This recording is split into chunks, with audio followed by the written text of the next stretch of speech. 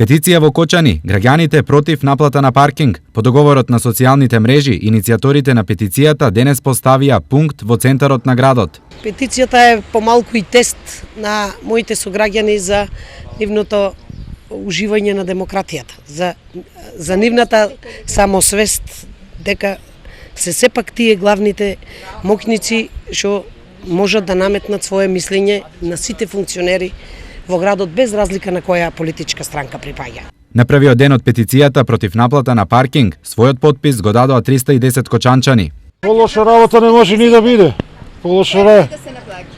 Како треба да се наплаќа? Не треба да се наплаќа. У Скопје имат по 15-20 илјади плата, ние имаме по 10 илјади плата, како може да се наплаќа? Дека треба да се подпише? Име и презиме, матичен број.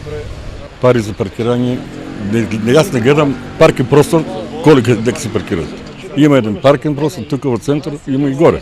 Нека се паркира. А по улиците паркинг плацови не. Прво нека направи, па нека тражи. Ние не сме некој велеград да мора да имаме платен паркинг. Не ни требаат катни гаражи. Така да сметам дека не е коректно.